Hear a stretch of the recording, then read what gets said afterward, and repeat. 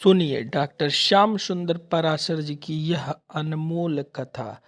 आज की इस चतुर्दिवसीय कथा के भाग एक में भक्तों आप लोग यह जानेंगे कि माया से परे यह संसार किस प्रकार दिखता है और माया लिप्त संसार किस प्रकार दिखता है।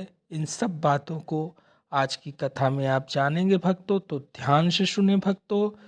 श्री राधे राधे। नंद बाबा उदार मना होकर के उनको भी दे रहे। सूत मागध बंदिभ्यो येन्ये विद्योपजीविनः। बिरदावलियां गा रहे हैं बंदी जन। नंद बाबा उनको जो मांगते हैं उससे दुगना करके देते हैं। याचक सब अयाचक हो गए। संभालने की फुर्सत नहीं, कहां रखें क्या ले जाएं। इतनी उदारता के साथ नंद बाबा ने सर्वस्व लुटाया। अचानक नंद बाबा को याद आई कि इस बार हम इनकम टैक्स जमा कर वो भूल गए, तो राजा कंस कहीं नाराज ना हो जाए। भाई बाबा नंद के यहां 9 लाख गाय थी, तो बहुत सारा दूध दही का भंडार था, तो कंस ने टैक्स लगा दिया, तो जमा करना पड़ता था। तो जिस तारीख में जमा करना था वो तारीख निकल गई।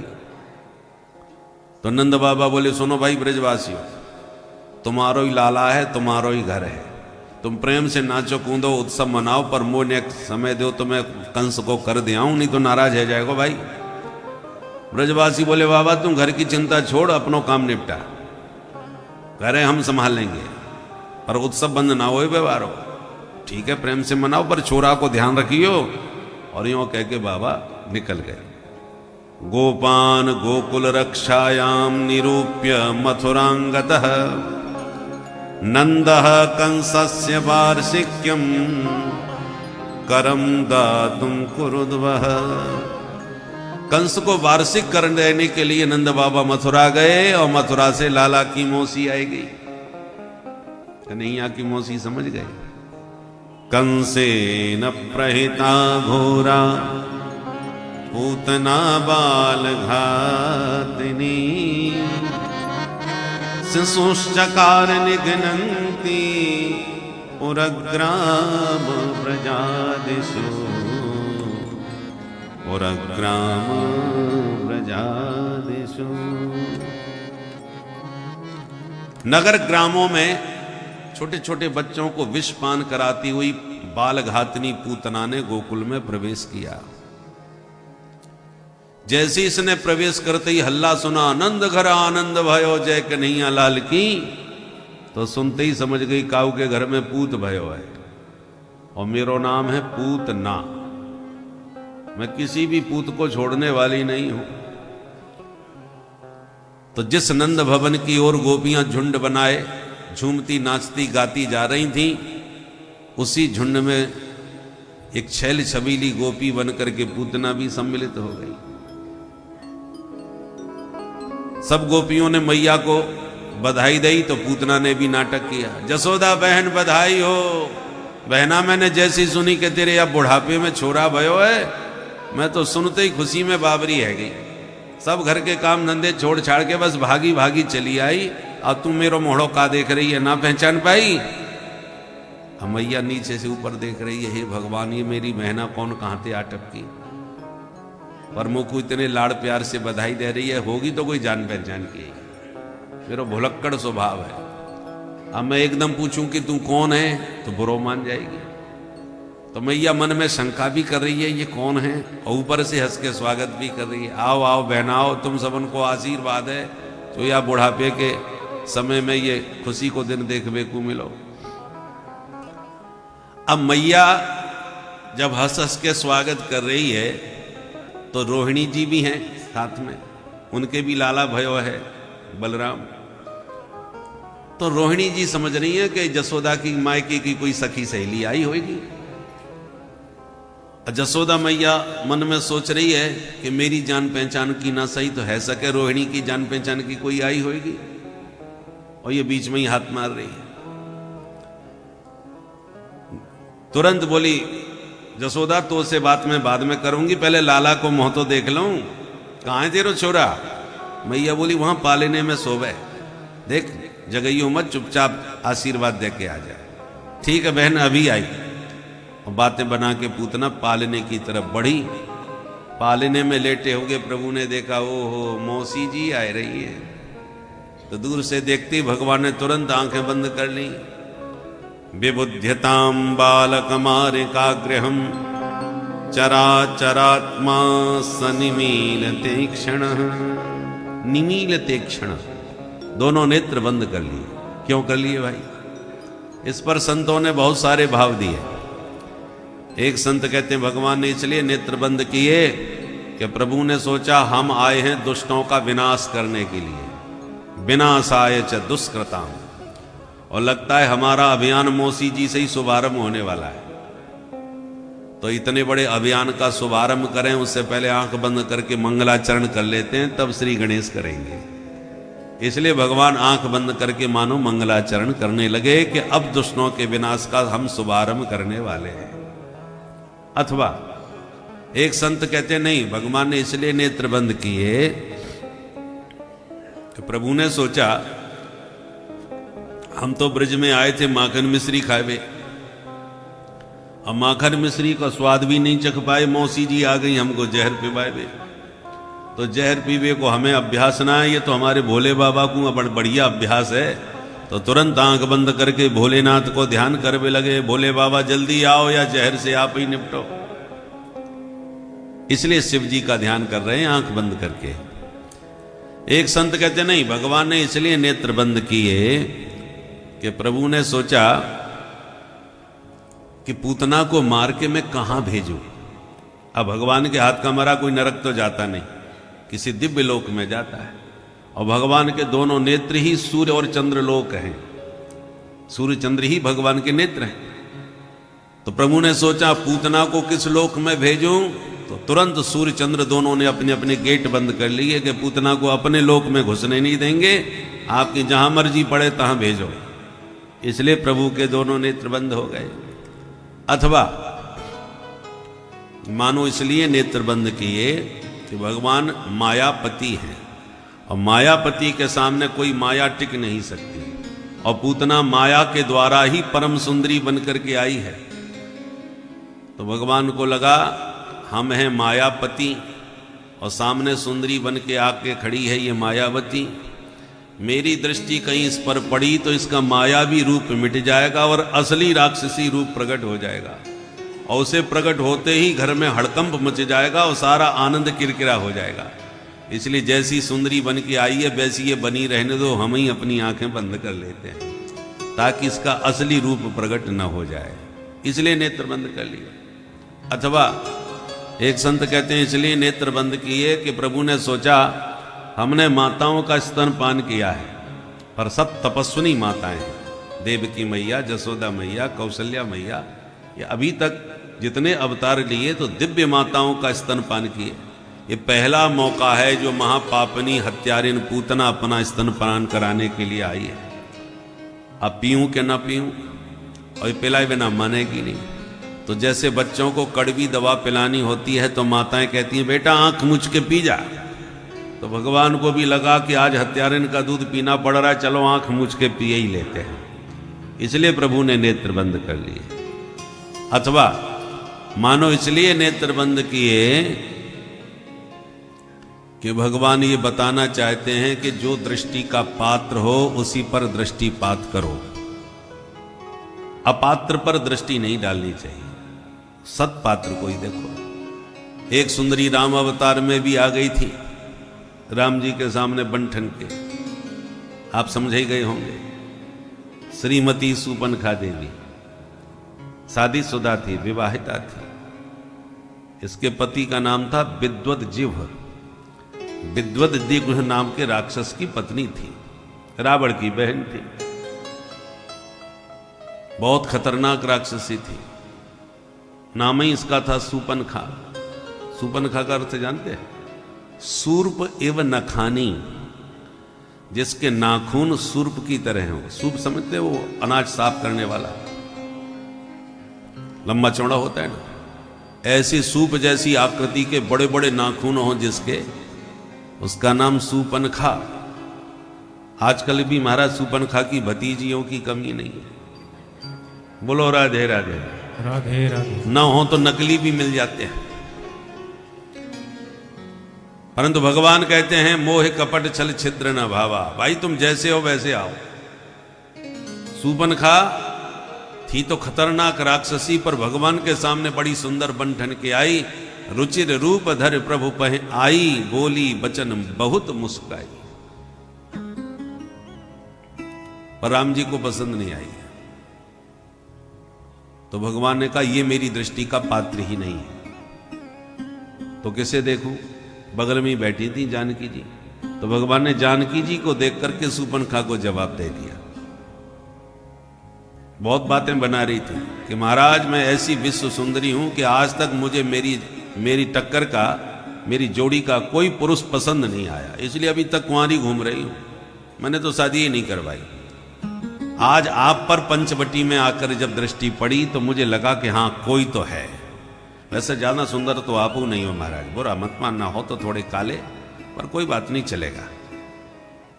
ये बातें सुन के तो भगवान के होश उड़ गए कि ये विश्व सुंदरी कौन है भाई, हम लोग को फैल कर दिया इसने। भगवान से कह रही है ताते अब लग रही कुमारी, पर मन माना कछु तुम्हें निहारी। अब तक कुंवारी इसलिए हूं क्योंकि कोई मिला नहीं, पर तुम्हें भी देखकर पूरी संतुष्टि नहीं है। मन माना कछु, थोड़ा सा तुम्हें देखकर मेरा मन मानता है। तो भगवान को एक बार तो कम से कम दृष्टि उठा के देखना चाहिए कि हम भी तो दर्शन करें ये कि कौन विश्व सुंदरी है। पर ना, एक बार भी राम जी ने सूपनखा की ओर दृष्टि नहीं डाली, दृष्टि रखी जानकी जी पर, जवाब दिया सूपनखा को। सीतहि चितय कहीं प्रभु बाता, अहि कुमार मोर लघु भ्राता। भगवान ने कहा हम यदि सांवले हैं तो हमारे छोटे भैया बहुत गोरे हैं, उनके पास जाओ, शायद पूरा मन मान जाए तुम्हारा। अहि कुमार मोर लघु भ्राता, तो पट से चली गई। जब लक्ष्मण जी से विवाह की बात करी तो लक्ष्मण जी ने कहा ये बताओ तुम्हें महारानी बनना है कि नौकरानी? बोले नहीं नहीं मैं महारानी हूं, महारानी बनूंगी।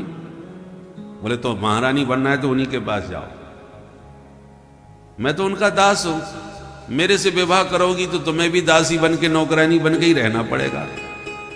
अब वो कौशलपुर राजा हैं, वो विवाह कर लेंगे यदि आपसे तो महारानी बन के ठाठ से रहोगी। तो तुरंत वापस फिर राम जी के पास आ गए। भगवान समझ गए इसके चरित्र का कोई ठिकाना नहीं, कभी उधर कभी इधर, चंचल चरित्र है, भारतीय नारी तो हो ही नहीं सकती। जो अपने विवाह की बात स्वयं अपने मुंह से कर रही है, और वो भी स्थिर भाव से नहीं कर रही, कभी उधर जाती है कभी इधर आ रही है, इसलिए निश्चित ये बाहर की, विदेश की नारी है और भारत की संस्कृति सभ्यता को भ्रष्ट नष्ट करने के लिए आई है, इसलिए नकटी करके भगाओ यहां से। बोलो राधे राधे। राधे राधे। लक्ष्मण जी को इशारा किया प्रभु ने, लक्ष्मण जी ने एक झटके में नाक कान साफ करके विदा कर दिया। प्रसंग पर आइए, कन्हैया ने आंख बंद क्यों करी? कन्हैया ने सोचा राम अवतार में जब सुंदरी बन के आई थी सूपनखा, तो बगल में किशोरी जी बैठी थी, उनको देख के हमने उस वक्त काम चला लिया। पर आज जब सुंदरी बन करके पूतना आई है तो हमारी किशोरी जी दाएं बाएं कहीं नहीं है, अकेले पालने में हम हैं, देखें तो किसे देखें। और जब दृष्टि का कोई उचित पात्र न सूझे तो आंख भले ही बंद कर लेना, पर कुपात्र पर कभी दृष्टि मत डालो। इसलिए कन्हैया ने नेत्र ही बंद कर लिए, पर पूतना को नहीं देखा। अब क्या सोच के नहीं देखा वो तो गोविंद की गति गोविंद जाने, बाकी संतों ने इसके बहुत सारे भाव दिए। सुखदेव जी कहते हैं परीक्षित, पूतना ने समझा कि बच्चा सो रहा है, तो धीरे से आई, लाला को उठाई, गोद में लेके कालकूट विष लगा हुआ अपना स्तन प्रभु को पिलाने लगी। भगवान ने पहले उसका विष पिया, फिर दुग्ध पिया, फिर प्राणों को ही पीना प्रारंभ कर दिया। गाढ़ं कराभ्यां भगवान प्रपीड्य तत् प्राणै समं रोष समन्वितो पिबत। जैसे ही भगवान ने उसके प्राण हरण किए तो दर्द के मारे चीख उठी, सा मुंच मुंच, जोर से चिल्लाई, बेटा छोड़ दे छोड़ दे। भगवान बोले, मौसी जी बस यही नहीं सीखा हमने, जल्दी पकड़ते नहीं और जिसे पकड़ा उसे कभी छोड़ते नहीं। बस पूतना चिल्लाती हुई लाला को लेके भागी। जैसे ही भगवान ने प्राण हरण किया कि धड़ाम मर के धरती पर गिरी तो 6 कोस तक के वृक्ष टूट के चकनाचूर हो गए। बोल पूतना मर्दन भगवान की जय। इतना विशाल शरीर पूतना का कि 6 कोस तक के तो वृक्ष ही टूट गए। गिरी तो इतना भयंकर शब्द हुआ कि धरती हिल गई। जसोदा मैया घबरा गई, ये आवाज कैसी आई। पालने में लाला को देखने गई तो लाला गायब। अब जसोदा मैया चिल्लावे, हे भगवान मेरा छोरा कहाँ गयो, लाला है कौन ले गयो। तो ब्रजवासी घबरा गए, तुरंत भागे बाहर जाके देखा तो पहाड़ जैसा पूतना का शरीर मरा पड़ा है, उसके पेट पर बैठे कन्हैया प्रेम से खेल रहे हैं। तुरंत नसेनी लगा के वाके पहाड़ जैसे पेट से नीचे उतारे लाला को, मैया की गोद में दिए। और जब मैया का मुस्कुरा के प्रभु ने स्तनपान किया तो मैया की जान में जान आई। भाई छोरा तो ठीक ठाक है, पर ये पूतना के पेट पे कैसे पहुंच गए और पूतना मर कैसे गई। एक वाला बोलो, मैया तेरे छोरा को लेके बड़ी जोर से भाग रही होगी, सो लगी ठोकर दम नदी से गिर के मर गई। अब ये तो कोई सपने में ना सोच सके या कल के छोरा ने मारी होगी। दूसरों बोलो, चोरे ठोकर खा के मरी होती तो मोड़े के भर गिरी होती, वो तो सीधी पड़ी। हाँ ये बात तो सोच में की है। तो तू बता फिर कैसे मरी। अब आपस में बहस होने लगी कि ये मरी तो मरी कैसे। मैया बोली, जैसे मरनी थी सो मर गई, पर मेरे छोरा की नारायण ने रक्षा कर ली। पर छोरा ने आज मुर्दा छू लिया, छोरा अशुद्ध है, चलो जाके शुद्धिकरण करें। तो मैया गौशाला में आई, गैया के गोबर में नवायो, गैया के मूत्र में स्नान करायो, गैया की चरण धूल पूरे अंग में लगाई, फिर गैया की पूंछ पकड़ के झाड़ो लगायो। हे गैया मैया मेरे लाला की अलाय वलाय सब दूर कर दे। गोमूत्रेण स्नापयित्वा पुनः गोरज सार्वकम। गौ माता के मुख की अपेक्षा उसका पिछला भाग पूंछ बड़ी पवित्र मानी गई है। इसलिए जब भी गौ माता का दर्शन करो तो उसकी पूंछ का झाड़ा अपने माथे पर लगा लेना चाहिए, सिर पर लगाना चाहिए। आपके शरीर की जितनी अलाय बलाय सब दूर हो जाएगी। गौ माता के रोम रोम में देवी देवताओं का दिव्य वास होता है। एक बार ब्रह्मा जी ने सारे देवी देवताओं की मीटिंग ली और कहा, देखो भाई 33 कोटि देवता हैं, एक की भी पूजा ना हो तो मुंह फुला के बैठ जाता है। इसलिए भाई कुछ ऐसा करो कि सबकी एक साथ पूजा हो जाए। कैसे होगा? तब ब्रह्मा जी ने गौ माता की रचना करी और बोले सब इसके अंग अंग में बैठ जाओ, ताकि आप इसकी पूजा करने से आप सब एक साथ पूज जाओगे, अलग अलग पूजने की जरूरत नहीं पड़ेगी। तो ब्रह्मा जी ने समय दिया कि कल ठीक 12 बजे आप सब आ जाइए, हम जो गौ माता की रचना करेंगे आपको यथा योग्य स्थान वहां पर देंगे। तो जो समय दिया था सब समय पर देवता पहुंच गए। और माताओं का स्वभाव होता है सजने समझने में टाइम हो लग ही जाता है, चाहे जितना तुम बढ़िया समय दो। यदि सही समय दे दिया तो ट्रेन छूट जाएगी। इसलिए थोड़ा सा पहले से ही 1 घंटा पहले बताना चाहिए, तो समय पर आप पहुंच पाएंगे। तो और तो सब समय पर देवी देवता सब आ गए, पर 2 देवियां समय पर नहीं पहुंची। एक तो लक्ष्मी मैया, दूसरी सरस्वती मैया। सबसे अंत में आए। ब्रह्मा जी से कहा, महाराज हम भी आ गई, जगह बताओ कहां बैठे। ब्रह्मा जी बोले हाउसफुल, अब कोई जगह नहीं। अरे महाराज ऐसा मत करो, बहुत बेइज्जती हो जाएगी, समाज से हम अलग हो जाएंगे। जहां भी जगह हो आप बताओ, हम रह लेंगी। परंतु हमारा निष्कासन मत करो। तब ब्रह्मा जी ने कहा केवल 2 ही स्थान शेष बचे हैं, गोबर और मूत्र, बाकी तो सब अंग परिपूर्ण हो गए। तो दोनों आपस में बोली, बहना जो जगह बची है कहीं ये भी हाथ से ना निकल जाए, जो जगह मिले चलो ठीक है रह लो। बाद में जो आते हैं ना वो उनको फिर जगह जगह कहीं ना कहीं घुस करके काम चलाना पड़ता है, जो जगह मिल जाए जैसी मिल जाए।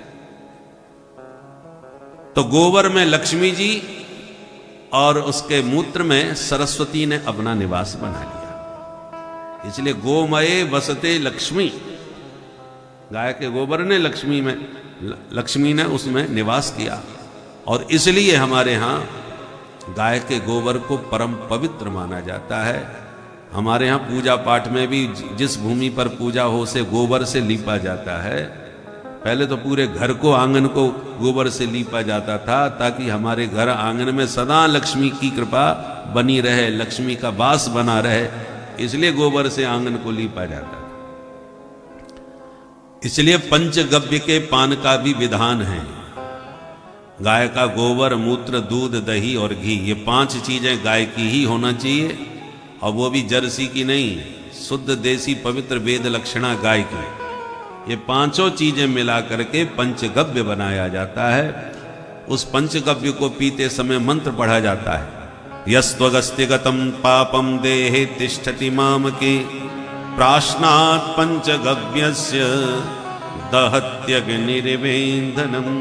हे गौ माता, आपका ये पंचगव्य जो परम दिव्य है, हमारे शरीर के सभी पापों को ऐसे भस्म कर दे जैसे अग्नि समस्त ईंधन को, लकड़ियों को जला करके राख कर देती है। दहत्यग्निर्वेधनम। तो पंचगव्य में, इसलिए जब भी बच्चों का जन्मदिन आवे तो उसको गाय का आशीर्वाद जरूर दिलवाना चाहिए, ताकि उसकी अलाय बलाय विघ्न बाधाएं सब दूर हो जाए।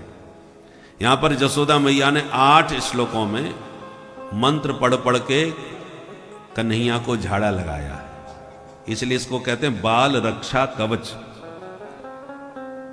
इंद्रियाणि हृषिकेश प्राणा नारायणो बतु श्वेतदीपपतिश्चित्तम मनो योगेश्वरो बतु।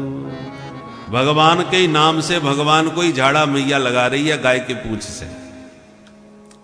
इसलिए मंत्र भले ही ना आवे, आप वैसी गाय की पूंछ से झाड़ा लगा दो तो आपके सारे अनिष्ट दूर हो जाएंगे। ये तो रही अध्यात्म की बात, परंतु अब वैज्ञानिकों ने भी ये बात स्वीकार कर ली है कि गाय की, शुद्ध देसी गाय की पीठ पर हाथ फेरने से आपके तमाम रोग व्याधि शरीर की दूर हो जाती है।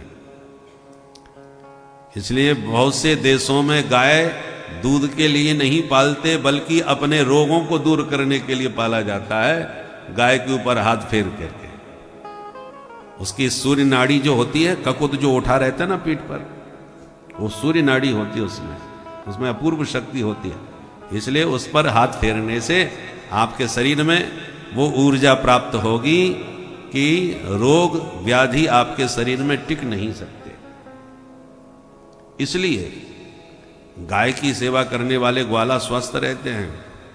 बोलो राधे राधे राधे राधे। तो पंचगव्य का पान करो, गाय की पूंछ से झाड़ा मारो। इसलिए हमारे यहाँ सनातन धर्म में हर घर में एक गाय पालने का नियम था। जाना हो तो बहुत अच्छी बात है, पर न हो तो कम से कम एक गाय अवश्य होनी चाहिए, क्योंकि जिस स्थान पर गाय रहती है वह भूमि तीर्थ भूमि बन जाती है।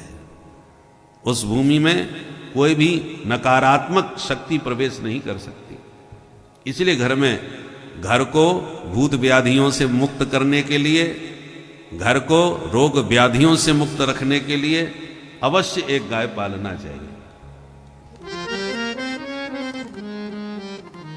क्योंकि शुद्ध गाय का जो दूध होता है बालकों के लिए शक्तिवर्धक होता है। अरे जन्म देने वाली मैया कुछ ही 1-2 साल तक ही दूध पिलाती है, पर गौ माता तो जीवन भर अपने दूध से बच्चों का लालन पालन भरण पोषण करती है। इसलिए हमारे यहाँ गाय को माँ से भी अधिक महत्व दिया गया है। गावो विश्वस्य मातरः, ये सारे विश्व की माता है, केवल सनातनी हिंदुओं की माता नहीं है। गाय नहीं पूछती तुम किस धर्म के हो, किस जाति के हो, वो सबको अपने वात्सल्य के दुग्ध से पुष्ट करती है। जर्सी का दूध कभी भूल के भी बच्चों को मत पिलाना, ये वैज्ञानिकों ने भी स्वीकार कर लिया है। उसके दूध में बहुत खतरनाक कीटाणु होते हैं जो छोटे बच्चों को घातक रोगों से प्रभावित करते हैं। इसलिए गाय का दूध न मिले तो भैंस का दूध भले ही पिला दो, भेड़ बकरी का दूध पिला दो, पर जर्सी गाय का दूध कभी नहीं पिलाना चाहिए, नहीं तो भयंकर रोग बच्चों को हो जाते हैं। और इतना याद रखें, इसलिए क्योंकि जो ग्वाला दूध बेचने वाले होते हैं वो तो जर्सी ही पालते हैं, क्योंकि जर्सी ज़्यादा दूध देती है, तो उनको तो दूध से मतलब है, उसकी क्वालिटी से क्या लेना देना, मात्रा से मतलब है। इसलिए बेचने वाले प्राय जर्सी दूध ही देते हैं। और उससे बचने का एक ही तरीका है कि गाय अपने घर में रखो, उससे आपके घर की नकारात्मक ऊर्जा भी नष्ट होगी, नकारात्मक शक्ति भागेगी। और गाय केवल जीते जी दूध से ही आपको पुष्ट नहीं करती, बल्कि मरने के बाद अपने सेवक को पूंछ पकड़ा करके वैतरणी से भी पार करती है। लोक और परलोक दोनों को संभालती है गौ माता। पहले जमाने में कुत्ते गलियों में भागते रहते थे, गौ माता घर में शोभा देती थी। आज उल्टा हो गया, कुत्ते घर में घुसे हो गए हैं और गाय बेचारी गलियों में भटकती फिर रही है। ये स्थितियां हो गई। साधु संत महात्मा अपने यहां गायों को, यहां पर कितनी बढ़िया सुंदर गौ सेवा हो रही है, पर आश्रमों में केवल गाय पालने से ना गाय की रक्षा होगी ना आपकी रक्षा होगी। घर घर में गाय होना चाहिए। सनातनी के घर में तो, एक हिंदू यदि आप हैं तो एक गाय अपने घर में अवश्य रखें, केवल अपने कल्याण के लिए। गाय के ऊपर कृपा मत करो, अपने ऊपर कृपा करो, अपने परिवार पर, अपने बच्चों पर कृपा करके उनको स्वस्थ रखने के लिए गाय घर में जरूर रखो। बहुत से लोग कहते हैं हमारे यहाँ जगह ही नहीं है। बहुत से लोग कहते हैं हम तो महानगरों में रहते हैं, फ्लैट में रहते हैं, कहाँ से गाय रखें। तो भैया जैसे जिनके बच्चे नहीं होते वो गोद ले लेते हैं, उसी प्रकार घर में आपके गाय पालने का स्थान नहीं है, नहीं रख सकते, तो जिस गौशाला में गौ सेवा होती है वहां से एक गाय गोद ले लीजिए। और उसकी सेवा में तन से नहीं हो रही तो धन से ही उसकी जो खर्चा आता है, जैसे गोद ले बच्चे को ले लेते हैं तो वो आपका हो जाता है। ऐसी आप किसी गाय को लेना वहीं पर जहां सच में गौ सेवा होती हो, जैसे कि यहां देखी जा रही है। यहां व्यापार की दृष्टि से गाय को नहीं पाला जा रहा, सेवा की दृष्टि से। तो ऐसी जगह जहां गौ सेवा होती हो वहां पर एक गाय को गोद ले लो, और तन से नहीं हो पा रही, घर में जगह नहीं है, तो अपने कुछ धन से उसका जितना साल भर का खर्चा होता है निर्वाह करो, तो आपकी ही गाय हो गई। तो आपके द्वारा सेवा तो उसी गाय की हो रही है। और जब जब बच्चों का जन्मदिन आवे, छुट्टी का दिन आवे, तो उस दिन जाकर के अपनी गाय को देखो कि कैसी सेवा हो रही है, वो आपको पहचाने और आप उसके ऊपर हाथ फेर करके जाएं तो आप भी स्वस्थ रहेंगे। और वो गौ माता आपके लोक परलोक दोनों का हित साधेगी। बोल गौ माता की। तो जसोदा मैया अपने लाला को गाय के पूंछ से झाड़ा लगा लगा करके अलाय बलाय सब दूर कर रही हैं। इतने में नंद बाबा आ गए, सारी घटना बाबा को सुनाई। बाबा गजब है गयो, तू चलो गयो मथुरा, पूतना घुस गई तेरे घर में, लाला को लेके भाग गई। पर गजब की बात ये भाई कि अपने आप गिर के मर गई। देख वो पड़ी है।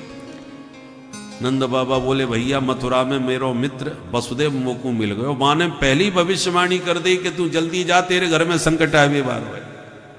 भाई बाकी भविष्यवाणी बिल्कुल सही निकली। पर जब से वसुदेव ने कही तब से ही मैंने माला सटकाई कि हे नारायण मेरे छोरा की रक्षा करियो। पूरे रास्ते यही भजन करके आयो, और देख ले मेरे भजन को चमत्कार जो नारायण ने मुंह पे कृपा कर दी और आया पूतना में एक धमुकरा धर दिया। साक्षात प्रभु ने रक्षा करी है छोरा की। आज ब्रजवासी बोले यही बात है। बाबा हम इतनी देर से यही गणित लगा रहे थे कि ये मरी तो मरी कैसे। अब समझ में आई, सब तेरे भजन को चमत्कार है। तेरे भजन से ही नारायण ने तो पे कृपा कर दी और या ठिकाने लगाई दी। एक ग्वाला बोलो बाबा जैसे मरनी थी सो वो तो मर गई, पर हमारे मथुरा गोकुल को रास्ता जाम कर गई, बीच रास्ते में मरी पड़ी है। अब ये बताओ यार कहां ठिकाने लगाएं। नंद बाबा बोले अपने अपने घर से कुल्हाड़ी और फरसा लाओ, या के हाथ पैर काटो और जितने वृक्ष टूट गए वो याई के ऊपर पटक दो, लगा दो या में आग। तो ब्रजवासियों ने वही किया। जैसे उसका अग्नि संस्कार हुआ तो ऐसी सुगंध निकली कि पूरा ब्रजमंडल सुवासित हो गया। परीक्षित आश्चर्य में पड़ गए, ये महापापनी, इसके जलने से सुगंध क्यों आई। सुखदेव जी कहते हैं परीक्षित कौन कहेगा ये पापिनी है। अरे जिन प्रभु का नाम लेके जो जीव मरते हैं वो तर जाते हैं, तो जो साक्षात सच्चिदानंद परमात्मा को अपने हृदय से चिपका करके प्राण त्याग रही है तो उसके कल्याण में क्या संदेह हो सकता है। ये तत्पूतना मोक्षम कृष्णस्यार्भकमद्भुतम शृणुयात् श्रद्धया मर्त्यो गोविंदे लभते रतिम। जो भी श्रद्धा भक्ति पूर्वक इस पूतना मोक्ष की कथा को कहता और सुनता है तो इस कथा को सुनने से गोविंदे लभते रतिम, गोविंद के चरण कमलों में दिव्य अनुराग उत्पन्न हो जाता है। बोल पूतना मर्दन भगवान की जय। अब एक दिन की बात, कन्हैया का जन्म नक्षत्र आया रोहिणी। जब भी जन्मदिन हो तो तिथि के अनुसार मनाना चाहिए, तारीख के अनुसार नहीं। क्योंकि हमारे यहां जितने भी तीज त्योहार हैं सब तिथि के आधार पर होते हैं। रक्षाबंधन तारीख से मनाते हो कि तिथि से। दीपावली, होली, करवा चौथ, रामनवमी, जन्माष्टमी सब तिथि से ही मनते हैं कि ये त्योहार तो हमारे सनातनियों के हैं, तो हम तो तिथि से मनाएंगे। अब जरा अपने ये विचार करो, ये जो सूर्य ग्रहण और चंद्र ग्रहण पड़ते हैं वो तारीख के अनुसार पड़ते हैं कि तिथि के अनुसार? वो भी तिथि के अनुसार, अमावस और पूर्णिमा पे पड़ेंगे। तो केवल हम सनातनी के त्योहार ही मात्र तिथि के अनुसार नहीं, बल्कि सूर्य ग्रहण, चंद्र ग्रहण और खगोल की जो घटनाएं हैं वो भी तिथि के अनुसार ही हो रही है। हर काम में तिथि के अनुसार सब प्रकृति का वातावरण दिखाई पड़ रहा है। तो जब सारे काम तिथि के अनुसार हमारे देश में होते हैं तो हम ही अपना जन्मदिन तारीख के अनुसार क्यों मनाएं? कन्हैया का जन्मदिन जन्माष्टमी तिथि के अनुसार, राम जी का जन्मदिन रामनवमी तिथि के अनुसार, वामन द्वादशी, जितने भी देवी देवता हैं सब तिथि के अनुसार। इसलिए हमें भी तिथि के अनुसार अपना जन्मदिन मनाना चाहिए, तारीख नहीं। बोलो राधे राधे। राधे राधे। तो हो सके तो तिथि में भी वह नक्षत्र देखो जिस नक्षत्र में आप पैदा हुए हो, क्योंकि जन्म का संबंध नक्षत्र से होता है। पुरानी माताएं जब बच्चों से नाराज होती थी तो यही कहती न जाने कौन से नक्षत्र में पैदा हुआ है, बोलती थी कि नहीं? इसका मतलब क्या हुआ? जन्म का संबंध नक्षत्र से होता है, नक्षत्र का प्रभाव होता है। तो जन्मदिन में भी उसी नक्षत्र में मनाओ जिस नक्षत्र में आप पैदा हुए हो। तो मैया ने जब देखा कि आज रोहिणी नक्षत्र है, अरे मेरो कन्हैया यही नक्षत्र में पैदा हुआ, तो मैया ने कहा गीत गवाऊं। तो लाला को पहले सजाया, नवाया, जेठोना काजल से सजा करके पालने में सुलाया, और जैसे ही लाला लेट गए, सो गए, तो मैया धीरे से खड़ी भई कि कछु घर को काम निपटाऊं। इतने में लेटे लेटे कन्हैया ने एकदम करवट बदल ली। पहली बार अपने आप करवट बदलते मैया ने लाला को देखा तो खुशी में नाचने लग गई। अरे छोरा मेरो आज बड़ो है गयो, देख ले अपने आप ही करवट बदल ली। तुरंत बुलायो नाई, लगा दे पूरे ब्रज में दुहाई। काय बात की माई? बोल कह दीजिए करवट बदलवे को बिलग हुआ है। छोरा ने पहली बार करवट बदली है, आज बढ़िया गीत गवेंगे। तो नाई ने दुहाई लगाई, गोपियां सब भागी दौड़ी चली आई। जसोदा मैया करवट बदलवे की बधाई हो। जसोदा जी बोली, बहना बहुत बहुत बधाई हो, पर ज्यादा हल्ला मत मचाइयो, छोरा मैंने अभाली सुभायो है, कच्ची नींद जग जाएगा तो परेशान है जाएगा। गोपियां बोली, तो हमका तेरो मुंह देखवे आई हैं, अरे तेरे बुलावे पे आई हैं तो गाएंगी बजाएंगी तो हल्ला तो घर में मचे कोई, या तो कुछ छोरा सुबानो है तो हमें काय को बुलाई लियो।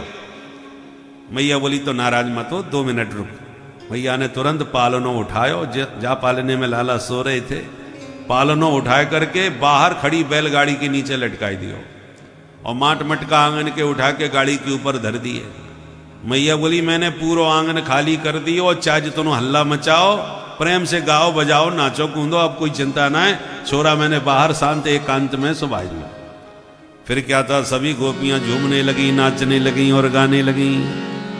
क्या गाने लगी, आप भी गा लो थोड़ा।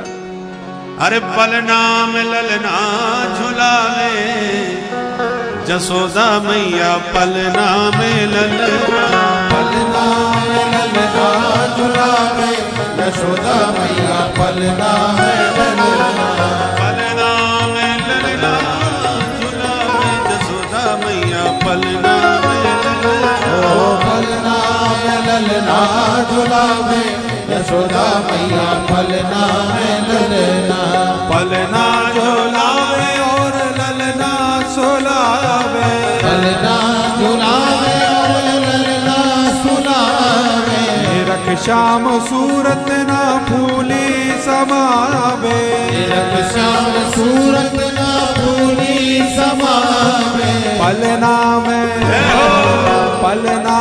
ललना झुलावे, यशोदा मैया पलना में ललना, पलना में ललना झुलावे, यशोदा मैया पलना में ललना, ओ पलना में ललना झुलावे, यशोदा मैया पलना में ललना, पलना में ललना झुलावे, यशोदा मैया पलना में, नंद के लाला की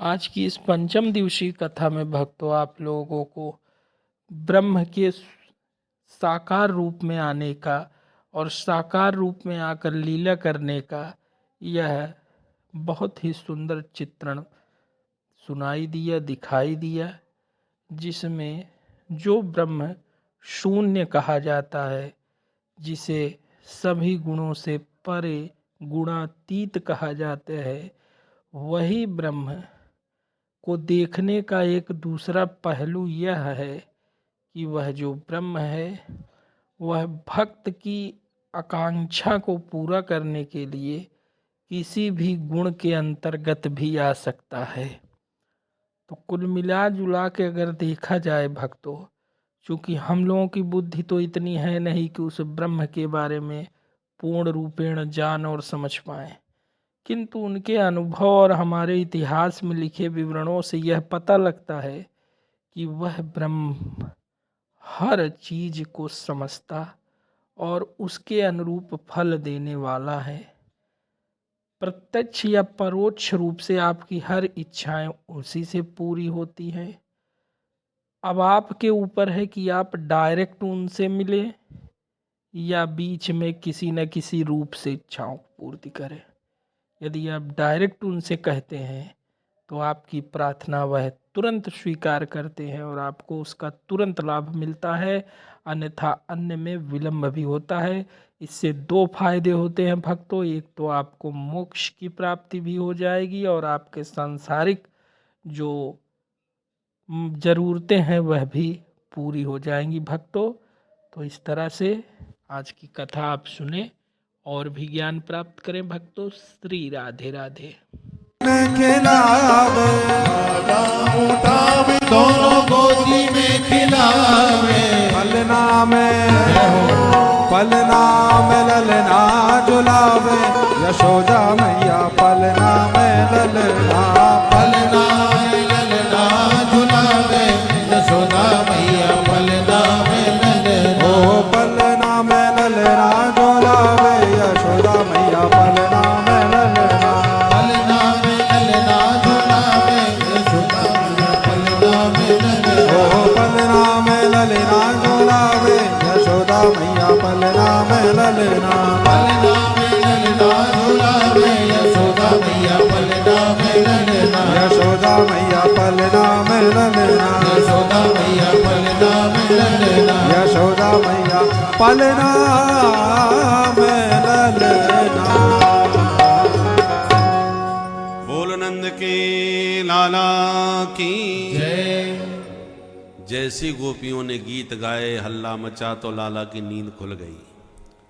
नींद खुलते ही गोविंद ने चारों तरफ दृष्टि घुमा के मन में विचार किया कि भैया गीत तो हमारे लिए गाए जा रहे हैं, और जाके निमित्त गीत गा रहे हैं वो बाहर गाड़ी के नीचे लटक रहे हैं, तो हमारे गीत हमारा उत्सव हमको ही बाहर क्यों लटका दिया।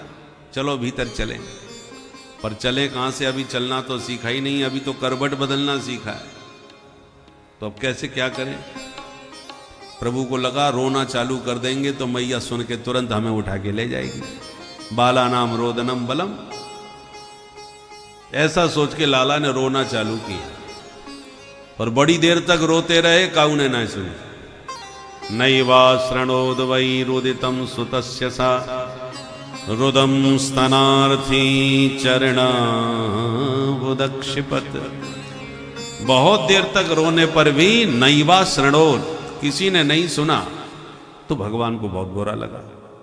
भाई गीत हमारे लिए ही गा रहे हैं, हम ही पड़े पड़े यहां रो रहे हैं, कोई देखवे वारो ही ना है।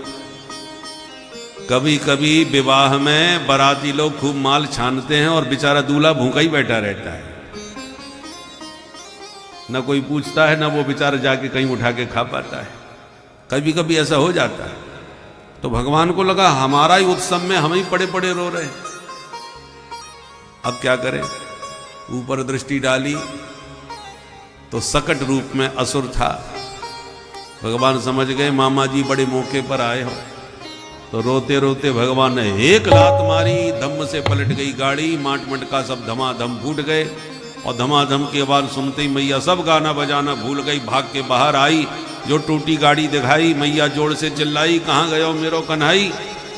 दौड़ के ब्रजवासी सब आए, पालने से लाला को निकाल के मैया की गोद में दिए। जब मुस्कुरा के मैया का स्तनपान किए, तब मैया की जान में जान आई। भाई छोरा तो मेरा बिल्कुल ठीक ठाक है, पर ये गाड़ी कैसे पलट गई।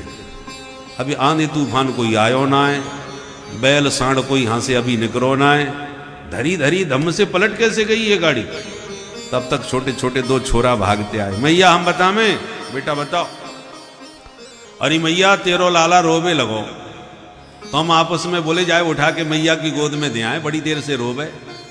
और हम दोनों जैसी तेरे छोरा के पास पहुंच पाते, तब तक तो याने भो लात मारी कि दम से पलट गई गाड़ी।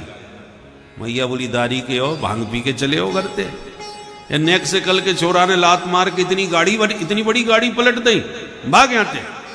छोरा के मैया तेरे सिर की सौगंध खा करे, आंखन देखी बात बता रहे। रुदता ने न पादे न क्षिप्त मेतन न संशय, हमारी बात पर संशय मत कर।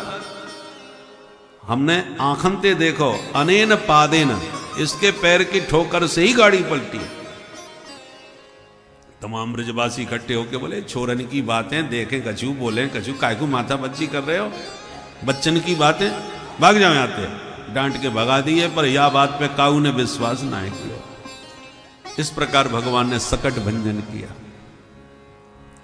अब एक दिन मैया बड़े प्यार से गोद में स्तनपान करा रही थी, इतने में भयंकर तूफान बन के तृणावर्त आ गया।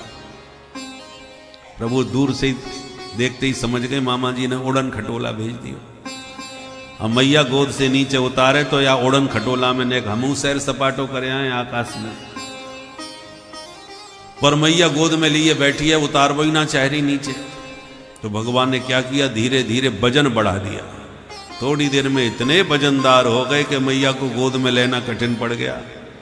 तो भूमौ निधायतम गोपी विस्मिता भार पीड़िता, धरती में उतार के मैया आश्चर्य भरी आंखों से देखने लगी, ये मेरो छोरा इतना भारी भारी कैसे लगे मोकू भाई। ओहो अब समझ गई, 2 घंटा से बैठी बैठी दूध जो पिवाई रही हूं, मालूम पड़े छोरा ज्यादा दूध पी गए हो सो भारी है गयो। अब बताओ दूध पीवे से छोरा भारी है जाए। और मैया के जम गई ये बात, तो धरती में उतार के लाला को खेलने के लिए छोड़ दिया कि खेलेगो कूदेगो, दूध हजम है जाएगा तो हल्को है जाएगा। और यूं सोच के मैया भीतर चली गई कछु काम थे। मिल गया मौका तृणावर्त को, बेग से आया, लाला को उठाया, कंधे पे बैठाया, आकाश में उड़ा के ले गया। भगवान भी उड़े चले गए और पूरा ब्रजमंडल उसके कंधे पर बैठ करके घूम लिया। और जो ब्रज के बाहर जाने को हुआ तो भगवान ने उसकी गर्दन दबाई और इतना वजन बढ़ाया कि तृणावर्त घबराया, जल्दी जल्दी में कोई काला पत्थर तो नहीं उठा लाया। ये बच्चा है कि पहाड़, इतना वजन। मुड़ मुड़ के देखे बार बार, भगवान को हंसी आई और बोले, मूर्ख, मेरे भक्त पत्थर में भी मुझको देखते हैं और दुष्ट तू मुझ में पत्थर को देख रहा है। चल तेरी खोपड़ी पत्थर से ही पटकूं। तमंतरिक्षात् पतितं शिलायां विशीर्ण सर्वावयवं करालम्। उसका सिर पकड़ के शिला पर लाके पटका और गिरते ही गोविंदाय नमो नमः। तृणावर्त का उद्धार हुआ। मैया बाहर निकल के आई, लाला को उठा के छाती से लगा के बोली, हे भगवान, आज मुझे पक्को विश्वास है गयो भाई, को काऊ गया ना मारे, पापी अपने पाप से स्वयं मर जावे। हिंसस्व पापेन विहिंसित खलः साधु समत्वेन भयात् विमुच्यते। ऐसा कहकर के मैया ब्राह्मणन को बुला के गृह शांति कराए भी लगी। महाराज मेरे छोरा की हलाए बलाए सब दूर रह जाए, ऐसो आशीर्वाद दो। अब एक दिन की बात, अपने कुल गुरु गर्गाचार्य जी के पास वसुदेव जी पहुंचे और हाथ जोड़ के बोले, महाराज आपकी कृपा से 2 छोरा हैं मेरे, पर सुरक्षा की दृष्टि से नंद भवन में आप हमारे कुल पुरोहित हो तो आपके ही श्री मुख से नामकरण संस्कार होना चाहिए। पर काउगे पतो ना चले, आप चुप ही जाओ, नंद भवन में चुपचाप नामकरण करके आ जाओ। गर्गाचार्य जी बोले ठीक है। तो पहुंच गए नंद भवन। नंद बाबा ने स्वागत किया, अहो भाग्य हमारे, आप जैसे संत पधारे। महाराज एक निवेदन करूं आपसे। बोलो। बोले आपकी कृपा से 2 छोरा हैं घर में, एक रोहिणी को है और एक जसोदा को है। तो रोहिणी को छोरा तो ठीक ठाक है, परंतु जसोदा के छोरा ने जब से जन्म लिया है यहाँ के ऊपर आए दिन कोई ना कोई संकट आवे। महाराज पैदा होवे की देर ना भई, पूतना उठा के ले गई छोरा है। पर सबसे बड़ा आश्चर्य यह है कि अपने आप गिर के मर गई। अब भगवान जाने कैसे मरी। और सुनो महाराज, एक दिन अपने आप यहाँ छोरा पे गाड़ी पलट गई बिना आंधी तूफान के, भगवान जाने कैसे पलट गई। एक दिन छोरा तूफान में उड़ गयो। ये का संकट है महाराज, या की ग्रह दशा हमें कछु ठीक ना दिख रही। महाराज कृपा करके बताओ, या के ऊपर कौन सी 7.5 चल रही है। गर्गाचार्य जी बोले, हम ज्योतिष के तो बहुत बड़े विद्वान हैं, सब बता देंगे, पर पहले नाम बता तो मैं वहां को राशि फल देखूं। हाथ जोड़ के नंद बाबा बोले, नाम तो मैंने कछु ना है धरो अभी। बोले ले, जब नाम ही ना है तो अब राशि कौन सी देखेंगे हम, नाम तो पहले होना चाहिए। अच्छा तो महाराज जी फिर आप ही कछु नाम धर दो आज। तो बाबा तो इसीलिए आए थे। बोले हाँ नाम तो हम रख देंगे, पर हमारी भी शर्त है।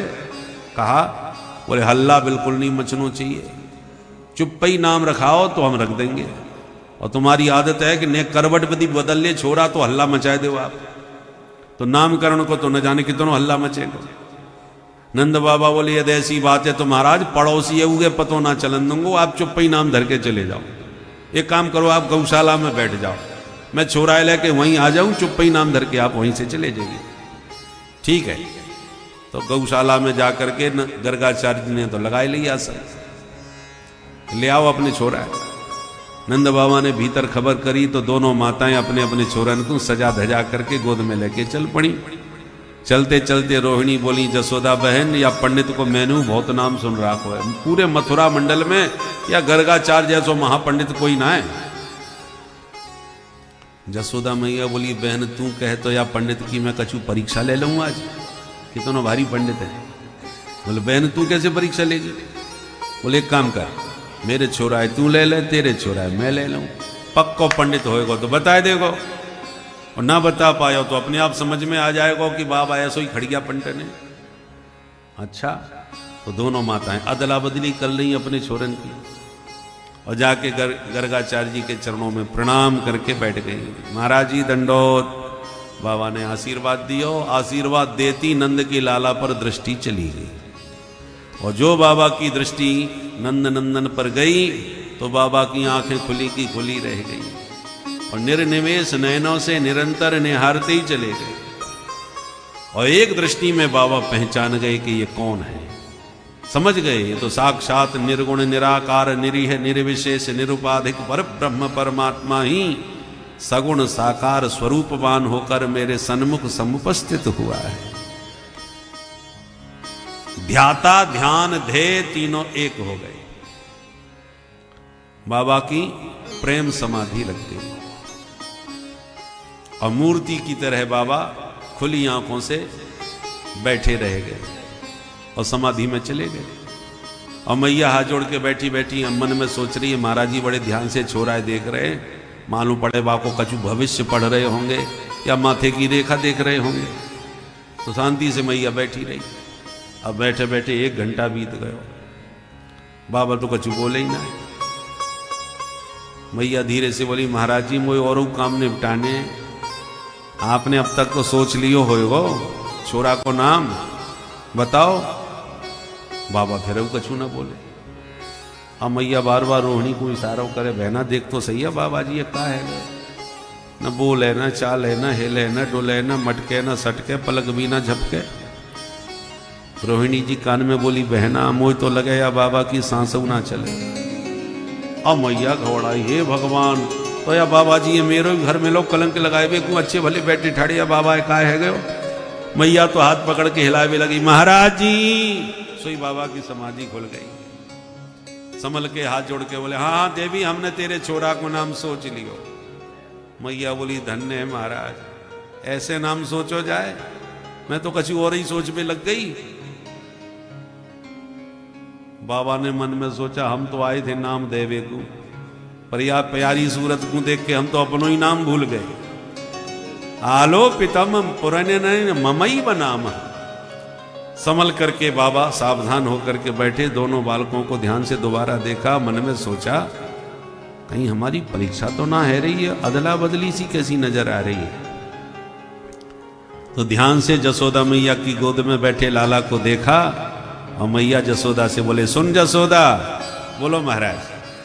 बोले, अयम ही रोहिणी पुत्रो रमयन सुहृदो गुणै आख्यास्यते राम इति बलाधिक्यात् बलम विदु बलाधिक्यात् बलम विदु। मैया तेरी गोद में ये जो छोरा है वो निश्चित रूप से रोहिणी को लाला है। अयम ही रोहिणी पुत्र है। सुनते मैया रोहिणी की तरफ देख के मुस्कुरा भी लगी। बहना पक्को पंडित निकलो भाई, जैसो नाम वैसो काम। खड़िया पंडन बाबा ना आए तो तुरंत हंस के मैया बोले, हाँ महाराज जी आप बिल्कुल ठीक कह रहे हो, ये छोरा तो रोहिणी को ही है, पर हम दोनों बहनें अपने छोरन में न को कछु अंतर ना समझें। आप तो ये बताओ या छोरा को नाम क्या रखोगे। बाबा बोले, जसोदा ये बड़े होके बहुत बलवान निकसेगो, इसलिए या को नाम रख रहे हैं बलराम। ठीक है महाराज, बड़ा प्यारो नाम है। या छोटू को नाम और बताए दो। बोले मैया या के नामन की मत पूछे, 1-2 नाम हो तो के नाम। बहुनी संति नामानि रूपाणी च सुतस्यते गुण कर्मानुरूपाणि तान्यहं वेदनो जना, तान्यहं वेदनो जना। इनके नाम अनेक अनूपा, हजारन नाम होंगे या क्या? गोपाल सहस्त्र नाम, विष्णु सहस्त्र नाम, जैसो करेगो काम वैसे पढ़ेंगे नाम। मैया हाथ जोड़ के बोली, महाराज मुझे हजारन की जरूरत ना है, एक चोखो सो नाम बता दो ठीक ठाक। बाबा बोले तो इदानीम कृष्णतांगतः, या समय नाम रख रहे हैं श्री कृष्ण। अच्छा महाराज, तो या को मतलब समझा दो, कृष्ण को मतलब का होए? बोले मैया करसती थी कृष्ण, जो सबको अपनी तरफ आकर्षित करे, खींचे, बा को नाम होए कृष्ण। मैया बड़ी खुश। और बताओ महाराज, छोरा आगे चल के कहा करेगो? नौकरी करेगो कि व्यापार करेगो कि ऐसी गैया चनाम तो फिरेगो? बाबा बोले मैया या छोरा की ग्रह दशा बता रही है कि आगे चल के पक्को चोर बनेगा। मैया बोली है गयो मेला, ये आप कैसी भविष्यवाणी कर रहे हो महाराज? आपकी कृपा से घर में कोई कमी ना है, 9 लाख गैया है हमारे घर, और आप हमारे छोरा है चोर बता रहे हो। बाबा बोले मैं कछु ना बता रहा हूं, जो या की ग्रह दशा बोल रही है वो बता रहा हूं। और ग्रह दशा बता रही है कि छोटो मोटो चोर ना है, चोरन को सरदार बनेगा। जैसे हनुमान जी है ना, ज्ञान नाम अग्रगण्यम, ऐसी तेरो छोरा होएगो चौराग्रगण्यम। ब्रजे बसंतम नवनीत चौरम, गोपांगनानां चतुकूल चौरम, अनेक जन्मार्जित पाप चौरम, चौराग्रगण्यम पुरुषम नमामि। घर घर में जाके नवनीत चोरी करेगो, माखन चुराएगो, गोपियन की चीर चुरा के भग जायो करेगो। और केवल माखन और चीर चुरावे वारो ना है, जाके ऊपर अपनी प्रेम भरी चितवन चलाए देगो, बाके जन्म जन्मांतर के पाप भी पल भर में हर लेगो। इसलिए या को नाम पड़ेगो हरि। हरि मतलब हरण करवे वारो। हरति गोपी नाम चित्तम वित्तम नवनीतम इति हरि। हरति प्रणत जनानाम पापम इति हरि। जो प्रणत जनों के सारे पाप हर ले, वा को नाम हरि। सनमुख हो ये जीव मोहे जबहि, सन्मुख हो ये जीव मोहे जबहि, सनमुख हो ये जीव मोहे जबहि, सन्मुख हो ये जीव मोहे जबहि, जन्म कोटि अगना सहित बहि, जन्म कोटि अगना सहित बहि, अगना सहित बहि। अगना सहित बहि। एक दो जन्म की बात ना है, जन्म कोटि अघ, करोड़ों जन्मों के जो पाप हैं ये पल भर में हर लेगो, जो या के सन्मुख प्रेम ते आ जाएगो। मैया ये तो वसुदेव को लाला कहने ही वाले थे कि बाकी पूरा होने से पहले ही भगवान ने इशारा करते श्री बाबा समझ गए, तुरंत भाषा बदल गई। प्रागयम वसुदेवस्य क्वचित जातस्तवात्मजः। भैया ये तेरो छोरा वसुदेव को लाला, फिर बोले काऊ जन्म में भयो होएगो। वसुदेव नाम तो निकल ही गयो, पर भगवान का इशारा पाते ही बाबा बदल गए। क्वचित जाता काऊ जन्म में भयो होएगो, इसलिए या को एक नाम वासुदेव भी होएगो। मैया बोली मेरो लाला वसुदेव को छोड़ा? बोले ना ना, या समय तो तेरो ही है। देख जसोदा, मैं छोटो मोटो ज्योतिषी ना है, मैं आगे पीछे के जन्मन की भी बात बता सकूं। मैया बोले रहंदे रहंदे बाबा, वो आगे पीछे के चक्कर में मत डार, तू तो यही समय बता, या समय मेरो छोरा है, बोले पक्को या समय तेरो ही है। बोले बस अब मुझे ज्यादा भविष्यवाणी नहीं सुननी, पहले चोर बताई दियो, अब वसुदेव को छोरा बता भी लगे, अब न जाने का बताएंगे, मैं तो सोच सोच के वैसी बाबरी है जाऊंगी। जैसो ऐसो ठीक है महाराज, आप तो बढ़िया सो आशीर्वाद दो। और मैया तो आशीर्वाद लाला को देवा के भीतर गई। भीतर आके बोली बहन रोहिणी, बाबा जी विद्वान तो भाई जबरदस्त हैं, एक निगाह में पहचान गए कौन को छोड़ा कौन सो है, पर नाम कछु टेढ़े मेढ़े से धर दिए। अब कृष्ण कहवे में मेरी तो जीव ही लड़खड़ा जाएगी। तो मैंने तो 2 नाम सोच लिए। महाराज जी ने नाम रख दिए कृष्ण बलराम, मैंने नाम रख दिए कनुआ और बलुआ। सीधो सो नाम बोलवे में आराम। छोरा को चाहे तो न बढ़िया छांट के नाम धर लो, पर एक लाड़ प्यार को नाम मैया अपनी तरफ से कछु न कछु जरूर रखे। तो कृष्ण की जगह पर कनुआ, कन्हैया, कान्हा, ये मैया के प्राइवेट नाम है घर के। और प्यार का नाम घर में ही होना चाहिए, घर से बाहर नहीं। प्रसिद्ध नाम अलग हो, प्यार का नाम अलग हो। अब काऊ छोरी है, बचपन में गुड़िया गुड़िया कह के बुलाओ, अच्छा लगे, प्यार को नाम है। पता चला यही नाम परमानेंट हो गया।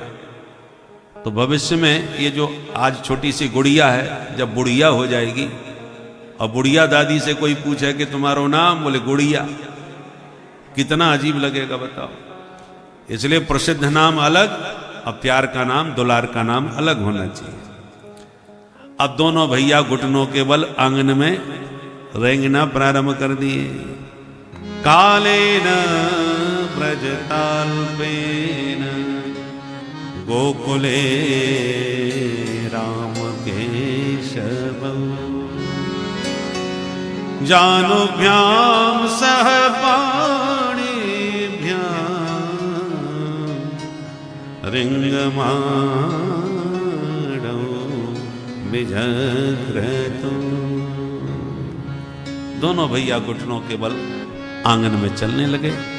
कभी रेंगते रेंगते घुटनों के बल गौशाला में घुस जाते, और जहां गायों का गोबर दिखाई पड़ा कि कन्हैया ने उठा के शरीर की मालिश करना चालू किया, 2 मिनट में पूरे गोबर गणेश बन जाते हैं। और मैया जब आकर के देखे तो डांटते हुए कहे, चोरे कन्हैया, पूर्व जन्म को सूगर है का, जब देखो तो गोबर कीचड़ में ही लिपट तो भाग तो डोले।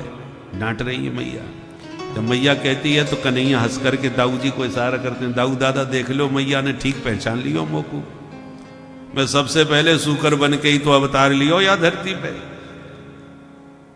तो मैया जब डांट के कहती है, त्वम सूकरोसी गत जन्मनि पूतना, अरे पूतना मर्दन कृष्ण का पिछले जन्म में तू सूगर है जो ऐसे गोबर में कीचड़ में लिपट तो फिरे।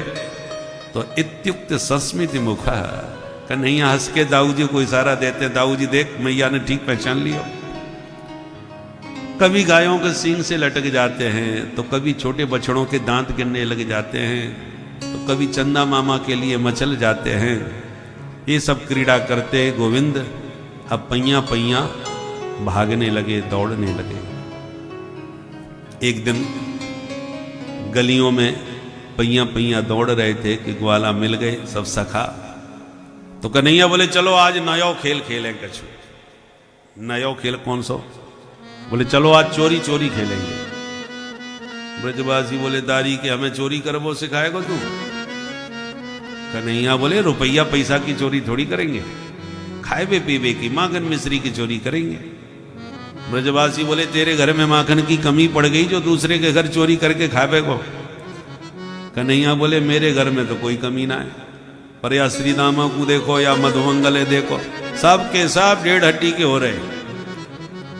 और जब मैं पूछूं क्यों भैया इतने कमजोर कैसे पड़ रहे हो, खावे ना मिले का? तो सबरे ग्वाला एक ही बात कहे, कन्हैया माखन तो हमारे यहाँ भी भुतेरो होए, पर मैया सब बेच आवे और जो बच जाए वो खावे को मिल जाए। बताओ कितनी गलत बात है। ब्रजवासियों गैयन की सेवा करें हम ग्वाला और गोरस खावे ये मथुरा के लाला। ब्रजवासी बोले लाला तेरी बात में दम तो है, अच्छा चल कन्हैया कौन के घर चोरी करेंगे? कन्हैया बोले आज पहले अपनी घर में अभ्यास कर लो, पकड़े भी जाएंगे तो घर की बात, घर में सफल होंगे तब दूसरे के घर में चलेंगे। तो ठीक है भाई, आज सबने अपने अपने घर चोरी करी। दूसरे दिन फिर मीटिंग भई। कन्हैया ने पूछा बताओ कौन है कैसे कहा कि हो, तो अपनी अपनी कहानी सब सुनावे लगे। कछु सफल भय, कछु विफल भय, कछु पकड़े गए और कछु पिट के पहुंचे। तो जो पिटे पिटाए पहुंचे वो कान पकड़ के बोले कन्हैया हम तो आज के बाद चोरी ना करेंगे। क्यों? अरे चोरी करते पकड़े गए सो मैया ने वो पिटाई करी है कि हमें तो नानी याद आएगी, ऐसो काम ठीक ना है भाई। कन्हैया बोले जा दारी के, पहली बार चोरी करी और पिट के भगे आयो, चल मैं सिखाऊं कैसे चोरी करी जाए। ब्रजवासी बोले लाला एक काम कर, तू हमारो सरदार, हम तेरे सदस्य, तू जहां ले जाएगा वहां चलेंगे, जो कहेगा सो करेंगे, पर तेरे संरक्षण में ही सब काम होएगा। कन्हैया बोले तो ठीक है, बहुत अच्छी बात है। एक काम करो, अपनी मंडली को कछु नाम तो रख लो, कहा नाम होना चाहिए। कन्हैया बोले अपनी मंडली को नाम होना चाहिए बाल गोपाल चौर विद्या प्रचार मंडल। सर्वसम्मति से मंडल बन गया, मंडलाध्यक्ष भगवान कृष्ण बन गए। बोल माखन चोर भगवान की जय। फिर क्या था, घर घर में माखन चोरी प्रारंभ हो गई। प्रभु ने माखन चोरी क्यों करी? उसका पहला कारण है कि ब्रज में लाखों की संख्या में गौधन है, ढेर सारा गोरस होता है, परंतु कंस ने इतना जबरदस्त टैक्स लगा दिया कि आधे से ज्यादा गोरस मथुरा जाता है। और मथुरा में चाणूर, मुष्टिक, शल, तोशल, कूट जैसे मल्ल जो हैं पाले पोसे कंस के, वे सब आतंकवादी खा खा करके शक्तिशाली बन रहे कंस के आतंकी। तो भगवान को लगा कि ब्रज के गोरस से आसुरी शक्ति बढ़ रही है, असुरों की शक्ति बढ़ रही है, इस पर प्रतिबंध कैसे लगाएं। तो नन्हे से कन्हैया प्रतिबंध कैसे लगा पाते, और कौन उनकी सुनता मानता। इसलिए भगवान ने एक बाल मंडली तैयार करी, मित्र मंडली, और उस मित्र मंडली के द्वारा घर घर में जाके माखन खाते नहीं थे, खिलाते थे ग्वालों को, ताकि ब्रज के गोरस से ब्रजवासियों की शक्ति बढ़े। उन सबको खिलाते थे, क्योंकि भगवान के यहां तो माखन की कमी थी नहीं, पर जो नहीं खाते थे या जिनके यहां अभाव था, उन सब ग्वाल मंडली को ले जाके सबको खूब लुटा लुटा के खिलाते थे। और जो बेच वे जाए बाकी मटकी फोड़ करके छीन करके खाते थे।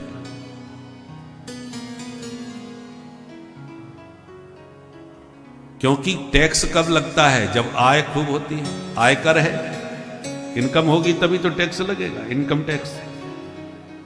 तो भगवान ने कहा जब ब्रजवासी पहले ही खा पी करके मटका खाली कर देंगे, बचेगा ही ना है, तो टैक्स काय पे लगेगा? ना बासो बचे न कुत्ता खाए। दूसरा कारण, ब्रज की प्रत्येक गोपी हमेशा हृदय से ये कल्पना करती थी कि कभी कन्हैया हमारे घर आए और हमारे हाथ का भी माखन खाएं। पर यह सोच के उदास हो जाती थी कि जिन नंद नंदन के घर 9 लाख गैया हैं, वो हमारे घर में आकर के हमारा माखन क्यों खाएंगे? उनके यहाँ कोई कमी थोड़ी है। परंतु हृदय से सब यही चाहती थी और गुनगुनाती थी, आज मोरे अंगना में आवो नंदलाल, चले आवो गोपाल, दर्शन की प्यासी गुजरिया श्याम, कान्हा दर्शन की प्यासी गुजरिया श्याम। अंगना में आवो मेरे माखन को खावो, अंगना में आवो मेरे माखन को खावो, और मीठी मीठी बत्तियां सुनावो नंदलाल, चले आवो गोपाल, पार, दर्शन की प्यासी गुजरिया श्याम, दर्शन की प्यासी गुजरिया श्याम। कोरी कोरी मटकिन को धोरी धोरी गईयन को, कोरी कोरी मटकिन में धोरी धोरी। आज की कथाओं में यह जो लीलाएं हैं यह सबसे मान के चलिए सुंदर और अद्भुत लीलाएं कही जाती हैं। क्यों? क्योंकि इसमें यह दिखाया गया है कि वह ब्रह्म भी हमारी ही तरह प्रेम कर सकता है, हमारे ही तरह व्यवहारों को किस तरह परिपूर्ण कर सकता है। हम तो हमारी तरह कह रहे हैं जबकि हम उनका ही अनुसरण करते हैं। तो इससे सिद्ध होता है कि वह कितने अपने हैं। जो सब लोग बताते हैं कि वह गुणातीत है, उस पर ध्यान नहीं, उनको प्राप्त करना बहुत कठिन है, इन सभी बातों को भगवान ने यहाँ गलत साबित किया और यह दिखाया कि यदि कोई भक्त है मेरा तो उसके लिए मैं हर जगह सुलभ हूँ। मैं न वैकुंठ में हूँ, मैं न सत्यलोक में हूँ, न गोलोक में हूँ, न निराकार हूँ, चारों तरफ ये सब कुछ नहीं। जहाँ भक्त है वहीं भगवान है, सीधी बात। जब भक्त को भगवान की आवश्यकता पड़ती है और वह अपने प्रभु को याद करता है, भगवान क्षण मात्र में उसको दर्शन देते हैं या उसकी मनोकामनाओं को पूर्ण करते हैं। लेकिन भक्त सच्चा होना चाहिए। भक्ति बनने के लिए जो समय लगेगा वह अलग है। उस बीच में यदि आप कुछ मांगते हैं तो जरूरी नहीं कि तुरंत पूर्ण हो, उसमें विलंब होगा ही होगा, क्योंकि अभी आप लोग पूर्ण रूपेण भक्त नहीं बने हैं। सर्वप्रथम पूर्ण रूपेण भक्त बनने के लिए आप लोगों को सबसे पहले प्रभु के नाम जप को लगातार करना होगा। चाहे राम राम ही जपते रहिए, जपना शुरू कीजिए और ज़्यादा से ज़्यादा जपिए। और एक समय ऐसा आएगा कि जब आप ज़्यादा जपने लगेंगे तो बिना राम कहे आपको न भूख लगेगी न प्यास। वही आपकी भक्ति की पूर्णता की सिद्धि होगी और वही आपका समर्पण भी होगा। भक्तों तो इसको करें प्रयास। भक्तों, श्री राधे राधे। ऐसो कहा कर दियो कन्हैया ने। गोपियां बोली, सुन जसोदा, हम कोई चुगलखोर ना है जो काऊ की पीठ पाजे चुगली करती फिरे। जो बात हो गई तेरे छोरा के मुंह पे सुनाएंगी। निकाल अपने छोरा है बाहर, नहीं तो बाद में कह को मेरी चुगली कर गई। तो मैया आवाज लगावे, ओ बेटा कनुआ। तो दौड़ के आए गए भीतर। हाँ मैया। लाला रे देख तो ये सब की सब तेरी बड़ी शिकायत कर रही है, तो इन गोपियन को तंग करे। और जो शिकायत को नाम सुनो तो गाल फुलाई ली, मुंह लटका ली और रोनी सी सूरत बनाई ली। मैया तो लाला की सूरत देख के द्रवित है गई। अरे मेरो भोरो भालो नेक सो छोरा, ये काहुए कहा पर तंग कर सके। अच्छा बहन तुम बताओ, जाने कहा क्यों, तुम्हारे सामने खड़ो। अब सब की सब गोपियां टुकुर टुकुर लाला की भोली सूरत निहार रही हैं।